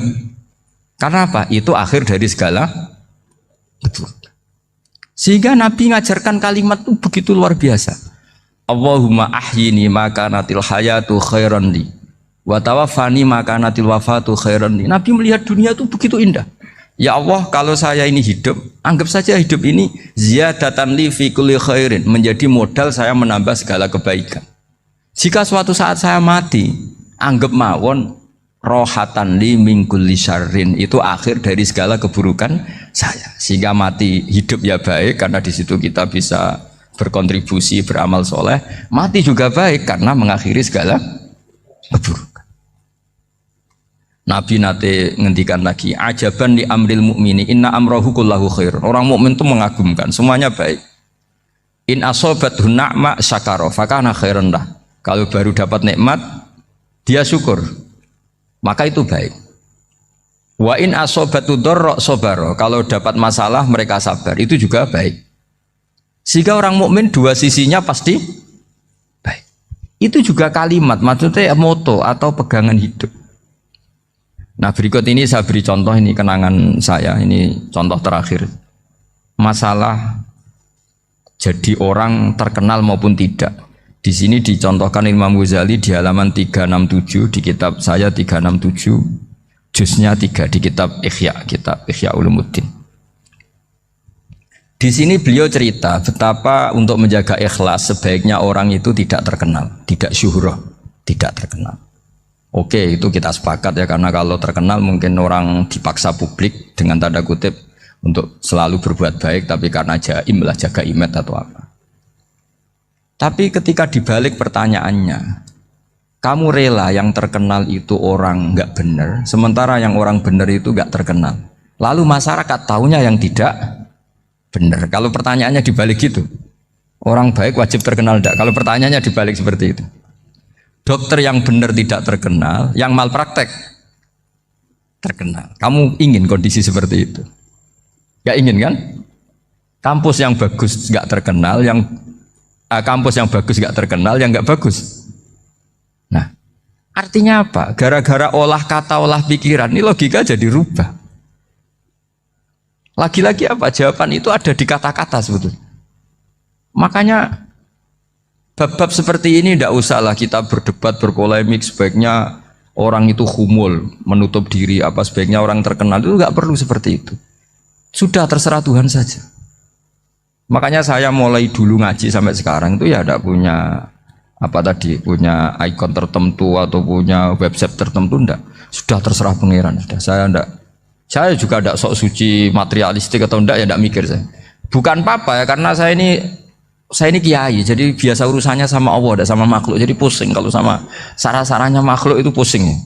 Meskipun rektor kalau nasihati saya pasti tidak saya terima, itu tetap makhluk, itu sudah ada ngefek kalau saya itu sudah ada itu. Bukan karena saya sombong, ya memang makhluk betul gitu, bukan cuma nasibnya bejo aja, tapi makhluk tetap makhluk. Saya beri contoh ya. Ini makalah yang ditulis Imam Ghazali. Ya, i'lam aslahaka Allah anna aslal jah wa intisarus sayyid atau sayyidi wal istihar. Wa huwa mazmum itu. Balil mahmudu al khumulu illa man saharahu wa ta'ala linasri dini min ghairi takallufi talabi syuhrati minhu. Jadi kalau kamu ingin ibadah kamu selamat ya kamu jangan terkenal. Tapi resikonya adalah kalau kebaikan itu tidak terkenal maka gak dikenali. Kalau gak dikenali berarti masyarakat hanya punya percontohan yang tidak baik karena yang baik tidak terkenal. Jadi itulah ulama-ulama dulu. Jadi apa-apa itu dibanding-bandingkan. Kemudian nanti kelihatan jawabannya itu kelihatan. Jadi ulama dulu itu biasa ngarang misalnya afatun nikah, sisi negatifnya nikah. Harus ngurmat istri, harus macam-macam, kalau terlantar itu ya dosa. Seperti tadi Pak Marsudi cerita, kalau orang ngapalkan Quran itu takut lupa, kalau lupa itu jadi dosa. Pertanyaannya, kalau semua orang takut lupa, takut dosa, semua orang nggak hafal Quran karena potongan-potongan lupa. Cara berpikir tidak seperti itu. Kalau berpikir ya namanya hafalan ya inginnya hafal, kan nggak ingin lupa. Lah nanti kalau takdirnya lupa karena hal-hal yang dimaklumi oleh syariat itu enggak yang termasuk dosa. Yang dosa itu lupa takliwiri udhrin syar'iyyan, lupa yang tidak ada sebab yang apa? Syar'i. Tapi lupa bawaan EQ-nya tidak bagus. Lupa bawaan sering dibentak. Oh itu enggak masalah karena bawaannya orang tertekan itu ya lupa. Coba kamu hafal Quran. Terus punya kredit jatuh tempo. Pas hari itu aku yakin enggak cerdas sudah. Itu bawaannya orang tertekan tuh pasti lupa. Jadi ya saya teruskan ya. Jadi terus ada makalah yang sangat bagus sekali tentang itu. Saya baca ya. Wa yadullu ala dzalika anna Allah azza wa jalla amaral anbiya'a bi idharil amali lil iktida wa khassahum bi mansibin nubuwah. Wala yajuzu ayyudhunna bihim annahum khurrimu afdolal amalen. Jadi orang yang terlalu mendewa-dewakan khumul itu menutup diri. Oke itu baik karena dengan khumul, dengan menutup diri Anda tidak riya, Anda tidak pamer. Tapi kata Imam Ghazali, kamu juga harus ingat di antara syaratnya Nabi itu harus mengumumkan kalau beliau itu seorang Nabi. Harus memaklumatkan kalau beliau seorang Nabi supaya bisa diikuti. Caranya sholat harus diumumkan sehingga Nabi itu mengatakan harus jamaah. Karena dengan cara jamaah itu bisa shollu kama ra'aitumuni usolli. Coba kalau Nabi sholatnya nggak diperlihatkan, kamu harus sholat yang benar. Caranya gimana ya Rasulullah? Itu rahasia. Bingung nggak kira-kira? Bingung nggak? Ya misalnya amal rahasia selalu lebih baik. Terus ada pertanyaan, Nabi ngendikan kamu sholat yang benar. Caranya gimana Nabi? Ya itu rahasia. Terus gimana coba? Tapi Nabi ngendikan apa? Shollu kama ra'aitumuni usolli. Ya sudah kamu sholat, niru saya sholat. Berarti Nabi sholatnya diperlihatkan apa disembunyikan? Diperlihatkan. Jadi begitu juga saya berkali-kali bilang, orang tahu kalau itu bidan ya berdasar tulisan itu bidan. Tahu kalau itu dokter gigi ya itu dokter gigi. Jangan sampai gara-gara tidak ada tulisan mau beli alat bangunan di dokter gigi, mau periksa gigi di toko bangunan. Gara-gara apa? Nggak ada maklumat. Nah, di sini ulama-ulama selalu memaklumatkan dirinya. Termasuk Imam Ghazali ketika ngarang kitab dinamai Ihya Ulumuddin, bahwa kitab ini bisa menghidupkan ilmu-ilmu agama yang mulai hilang. Begitu seterusnya. Jadi ini ngaji ya. Jadi orang itu harus ngerti ya. Jadi jangan nuruti emosi sendiri atau logika sendiri. Bahwa saya suka humul, ya monggo, agama Islam menyediakan sarana itu. Uzlah itu ya punya sisi kebaikannya sendiri. Tapi syuhrah terkenal asal tidak nuruti nafsu juga punya sisi kebaikannya sendiri. Setidaknya umat ini punya satu master kebaikan yang mudah diakses. Tapi tadi saya ulang lagi, jangan karena hadun nafsi, jangan karena kepentingan pribadi. Makanya di sini disebutkan wa yadullu ala dzalika ay ala syuhrah anna Allah ta'ala amarul anbiya bi idharil amal lil iktida. Allah selalu memerintahkan para nabi kalau ngamal kebaikan ya harus dimunculkan supaya bisa Yaitu tadi kita tidak bisa bayangkan kan kalau misalnya Nabi menyuruh kamu harus sholat yang benar, kemudian sholatnya Nabi sembunyi. Lalu ditanya, Nabi saya niru siapa? Wah itu rahasia, kamu nggak boleh lihat sholat saya, saat takut tidak ikhlas. Ribet kan? Sehingga jamaah itu statusnya tetap harus. Nah bedanya harus ini ulama berpendapat harus yang apa? Fardu kifayah. Tapi fardu itu maknanya harus. Tapi bukan berarti kalau nggak jamaah sholatnya nggak sah, nggak. Tetap tapi statusnya jamaah tetap apa? Harus. Nah barokahnya harus ini orang yang baru sholat, sholatnya langsung benar karena ada yang diikutin. Coba kalau mantan dukun baru sholat terus sholat sendiri, itu mesti mirip mantra itu. Karena dia tidak ada master percontohannya. Tapi barokahnya ada master, orang paling bodoh pun kalau sholat ya benar, karena standar ada komandonya, ada imamnya. Sehingga Imam Ahmad malah berpikir keras, syarat sahnya sholat itu harus jamaah. Cara pikirannya Imam Ahmad keras sekali beliau. Sehingga kalau orang sholat sendiri kok ada orang lain yang maunya berjamaah harus bayar, orang itu harus bayar demi sahnya sholat. Itu madzhabnya Imam Ahmad. Tapi kalau madzhab Syafi'i hanya mengatakan itu fardu kifayah, yang kalau satu komunitas gak mau melakukan semuanya apa? Dosa. Ya jadi ini sebelum sesi ringan tanya jawab, hanya 2 saja tanyanya, nggak boleh banyak-banyak, nanti nggak pulang-pulang saya. Jadi tak baca lagi biar dapat berkahnya Imam Ghazali. Wa qala qaumun asirru afdalu minal alaniyati. Terus kata sebagian ulama al alaniyah itu afdal minas sirri. Terus diperbandingkan baik yang mana amal dipertontonkan sama ndak. Terus kata Imam Ghazali, kalau orang itu bisa jaga tidak riya, maka sebaiknya dipertontonkan karena kebaikan harus yang muncul, bukan yang tidak baik yang muncul. Makanya ketika memaklumatkan diri sebagai ingin jadi generasi khairah ummah, itu kalau diterjemah itu kan wow, khairah ummah, umat terbaik. Itu kan kayak agak angkuh. Tapi nggak apa-apa, itu nggak apa-apa. Masa kita kampanye siap degradasi moral kan ya lucu kan, masa jualan gitu kan ya lucu. Kita memang ingin mengkhidmati ummah, berbakti dengan umat, membantu supaya jadi generasi khairun ummah. Tidak apa-apa dimaklumatkan supaya dengan itu umat punya sarana. Oh kalau ingin jadi khairun ummah kuliah di sini, jangan lalu enggak gitu.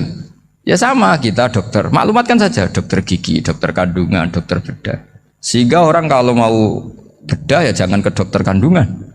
Jadi barokahnya maklumat ya. Jadi saya mohon sekali ini, saya sendiri sebetulnya orang yang nggak siap terkenal sebetulnya, tapi ya sudah terserah Allah saja. Kalau itu cara Allah menyebar kebaikan, ya monggo. Pokoknya kita tawakal saja sama Allah Subhanahu wa Ta'ala. Assalamualaikum warahmatullahi wabarakatuh.